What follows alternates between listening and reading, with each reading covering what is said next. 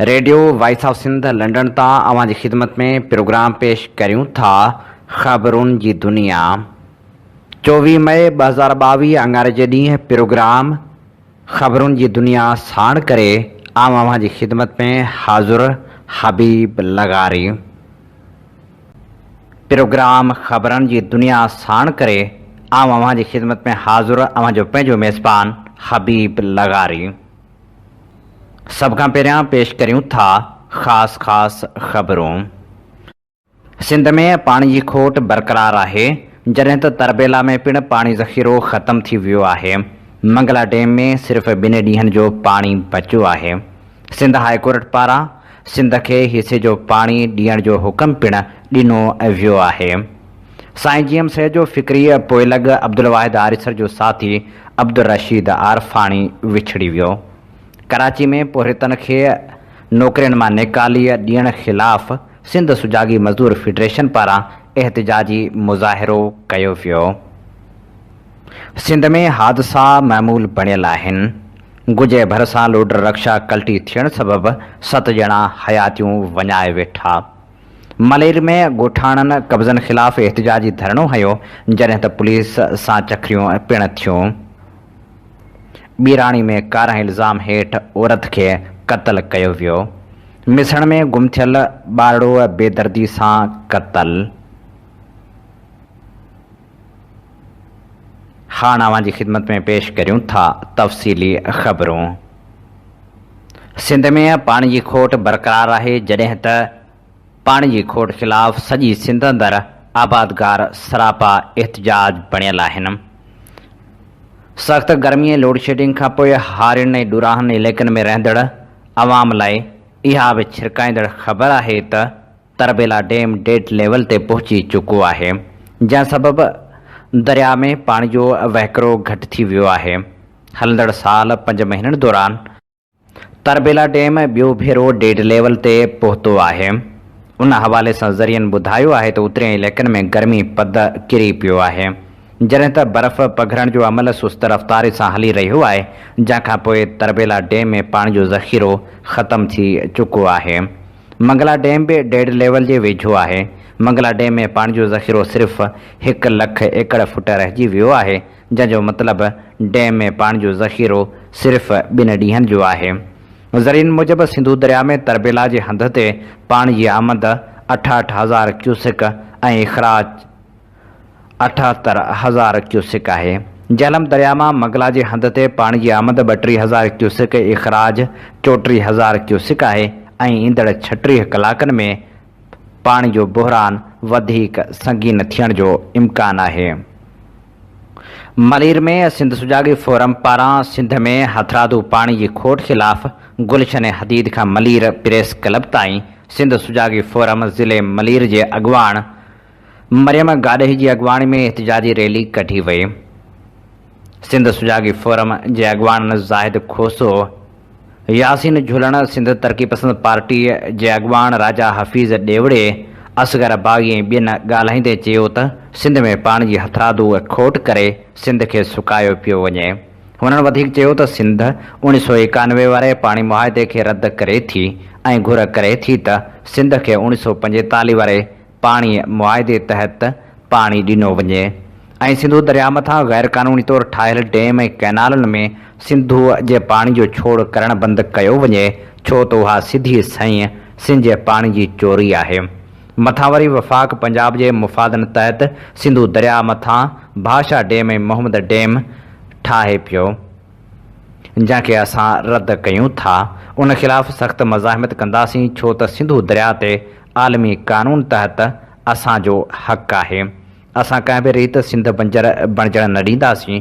असां वफ़ाक़ ऐं सिंध हुकूमत खे इहो ॿुधाइण था चाहियूं त अवां सिंध सां हर ज़ुल्म ज़्यादती कई आहे, पर सिंधी क़ौम ख़ामोश रही।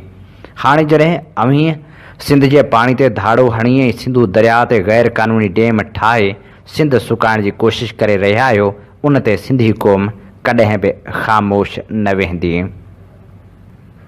रैली में मुख़्तलिफ़ तनज़ीमनि जे अॻुवाननि फरहान, इमदाद हिमायती, सागर बुलेदी, सफ़िया सरगाणी, आयशा सरगाणी, ज़ाहिद ज़ोहराणी, कामरान मरी, ज़मीर तुनियो ऐं ॿियनि पिण शिरकत कई।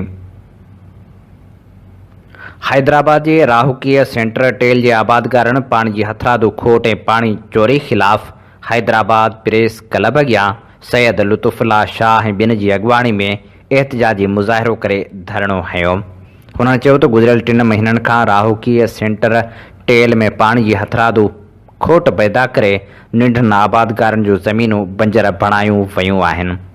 हुननि मुतालबो कयो त पाणी जी हथरादू खोट ख़तमु करे आपाशी अमले ख़िलाफ़ सख़्त क़ानूनी कार्रवाई कई वञे।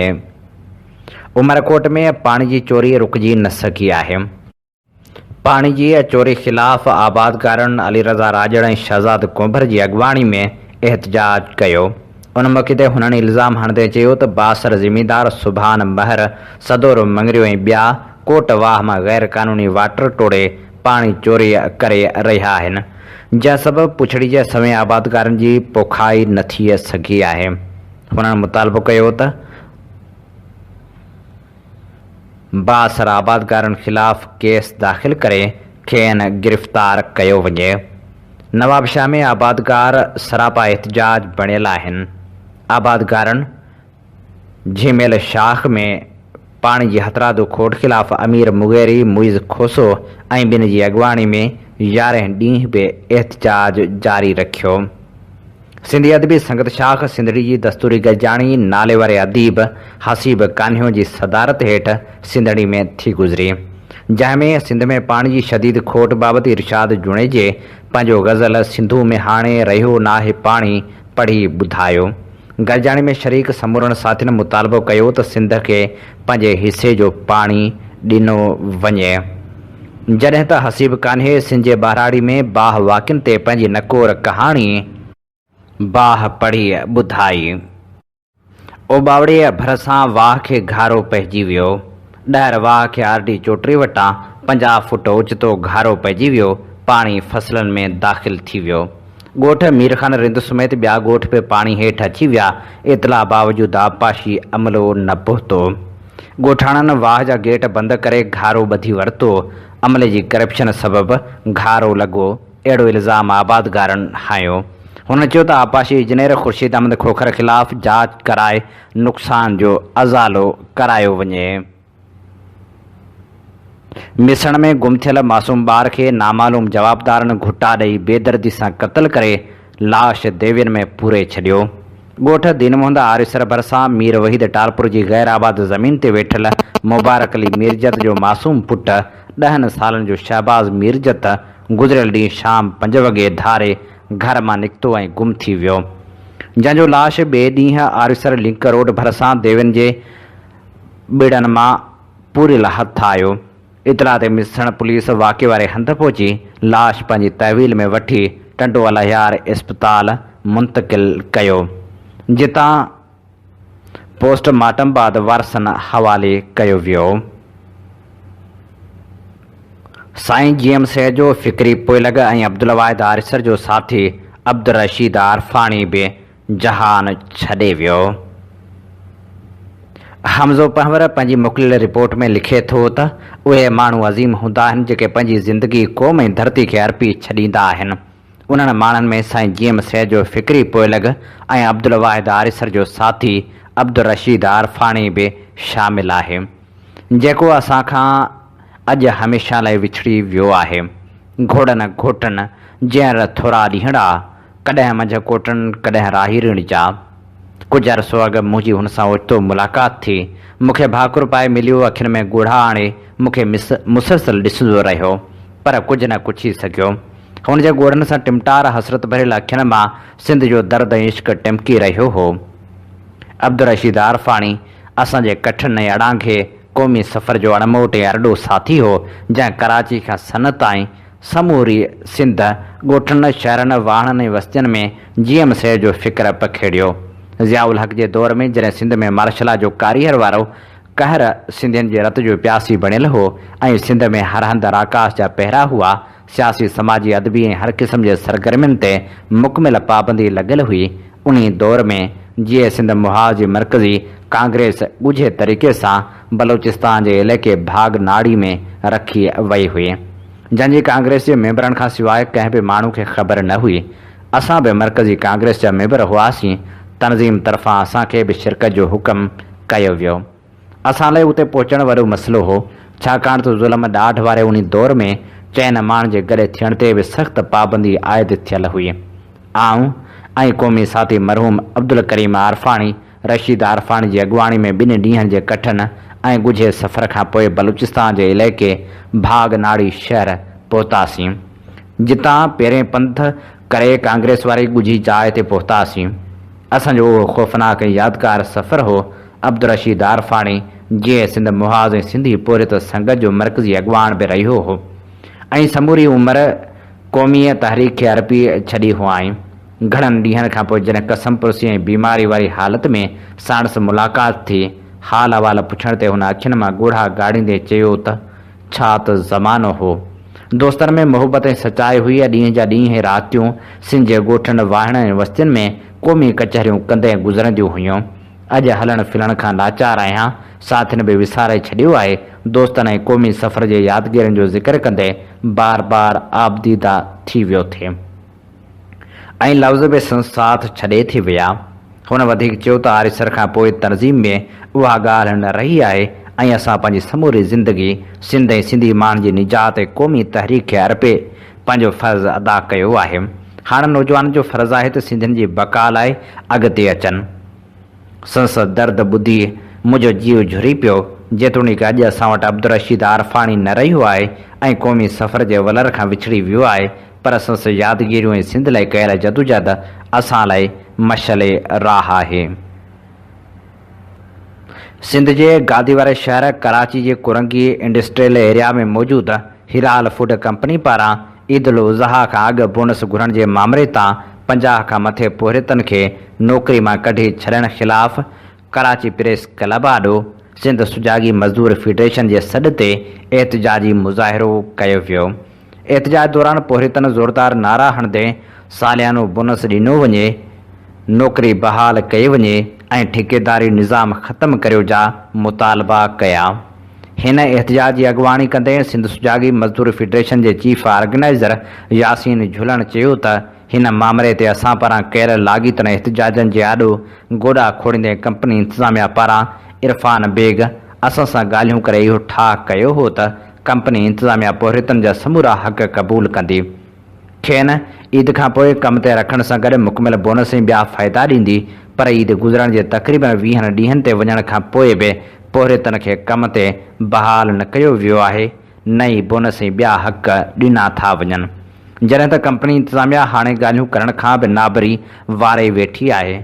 उन सां गॾु मज़दूर अॻुवान वाजिद अली ख़बरदार कंदे इहो अल्टीमेटम ॾींदे चयो त जेकॾहिं असांखे असांजा हक़ न ॾिना विया त पोइ कोर्ट में पटिशन दाख़िल करण सां गॾु एहतजाजनि जो सिलसिलो पिणु शुरू कंदासीं।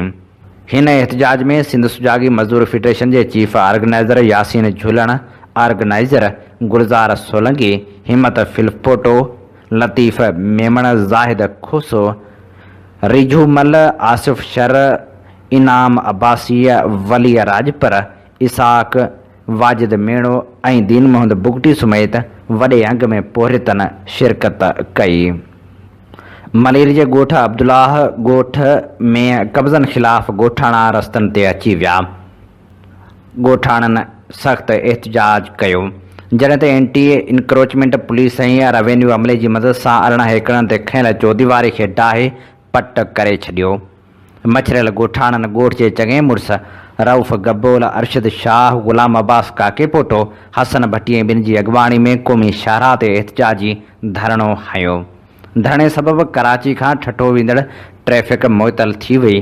पुलिस पारां रोड खोलाइण लाइ मुज़ाहिरीन ते शेलिंग ऐं हवाई फायरिंग कई वई, जंहिं बाद इलाइक़ो जंग जो मैदान बणिजी वियो।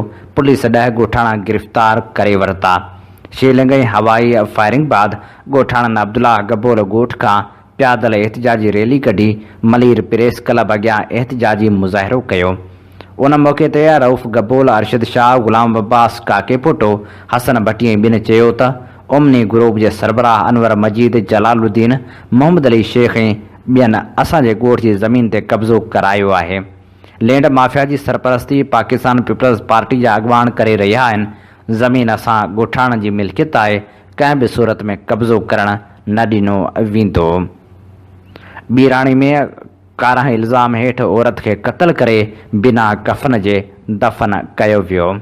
ॻोठ शमशाद बलोच में 3 ॾींहं अॻु कारां जे इल्ज़ाम हेठि जवेरिया मकरानी खे रस्से सां ॿधी क़त्ल करण बाद लाश बिना कफ़न जे मक़ामी क़ब्रिस्तान में दफ़नायो वियो। ज़रियनि वटां मालूम थियो आहे त जवाबदार अल्ताफ़ मकरानी ॻोठ में इतला कयो त मुंहिंजी भेण खे पेट में सूरु पियो, जंहिं सबबु फ़ौत थी वई। ज़रियनि वटां मिलियल ॼाण मूजिबि जवाबदार पंहिंजी भेण खे कारां इल्ज़ाम हेठि क़त्ल कयो आहे, जॾहिं त वाक़े खां पोइ जवाबदार फ़रार थी वियो आहे। ॿीराणी पुलिस शक जी बुनियाद ते कुझु गिरफ़्तारियूं पिणु कयूं, जिन जी गिरफ़्तारी ज़ाहिर न कई वई। जामशोरो सेवण रोड डबल ठाहियो वञे, अहिड़े मुतालबे तहत हैदराबाद जे नौजवान वकील सईद मिर्जत सुप्रीम कोर्ट कराची में रोड जे हवाले सां हलंदड़ केस खे ॿीहर ॿुधण लाइ दरख़्वास्त दाख़िल कराए छॾी आहे।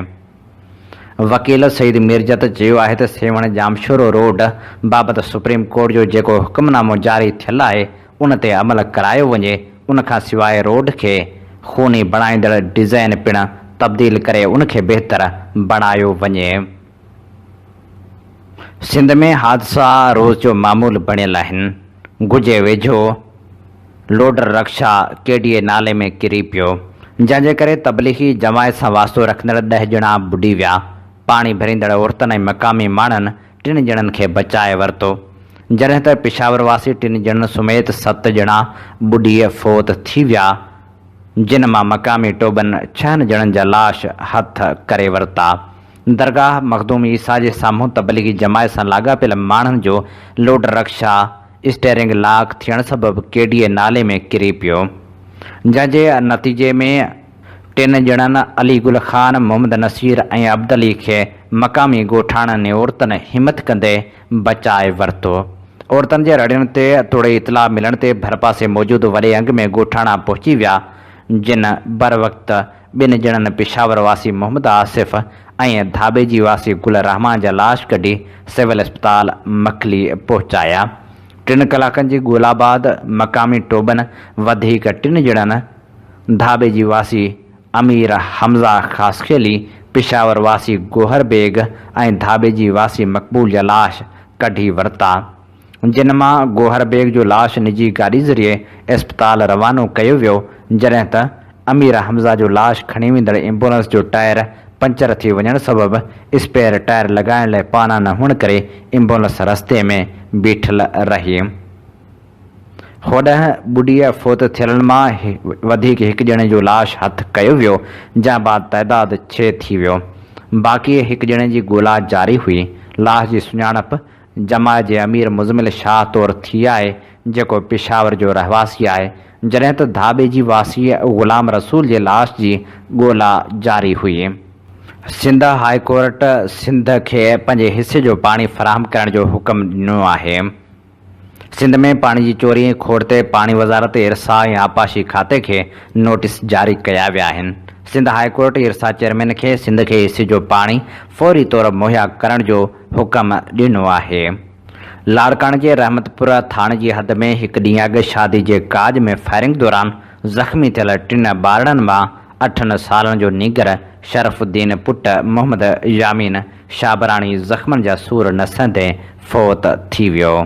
बदीन में ॻोठ दिंगार कड़ियो गहवर जे नौजवान इमरान राहिमो खे नामालूम माण्हुनि पारां खंभे गुम करण ख़िलाफ़ मोहम्मद याकूब राहिमो, अब्दुर्रज़ाक रजब, आसिया सकीना राहिमो ऐं 2 जी अॻुवाणी में एहतजाजी मुज़ाहिरो करे धरणो हंयो वियो। हुननि चयो त नौजवान इमरान राहिमो खे 25 अप्रैल ते खंभे गुम कयो वियो आहे। नौजवान जे गुम थियण जे करे सख़्तु परेशान आहियूं, खेसि फौरी तौरु आज़ादु कयो वञे। Human rights justice and defender organiser पारां मटियारी ज़िले में मंशियात, जुआ, आकड़ा पर्ची ऐं ॿियनि समाजी बुराइनि ख़िलाफ़ मटियारी प्रेस क्लब खां हैदराबाद प्रेस क्लब ताईं रैली कढी वई, जंहिंजी अॻुवाणी अब्दुल वहाब अब्बासी ताज हैदर दरस, आफ्ताब चंड, शाहज़ेब लेगारी, मुनवर बारचे ॿिया करे रहिया हुआ। उन मौक़े ते हुननि चयो त मंशात समेत समाजी बुरायूं सरेआम हलनि पियूं, पर पुलिस समेत ॿिया इदारा ख़ामोश आहिनि। फौरी तौर नोटिस वरितो वञे। हीअ असीं अव्हांजी ख़िदमत में पेश करे रहियासीं ख़बरूं। प्रोग्राम ख़बरुनि जी दुनिया जो वक़्तु पंहिंजी पुॼाणी ते पहुचे थो। पंहिंजे मेज़बान हबीब लगारी खे ॾींदा इजाज़त। जेॾहिं पेर तेॾहिं ख़ैर।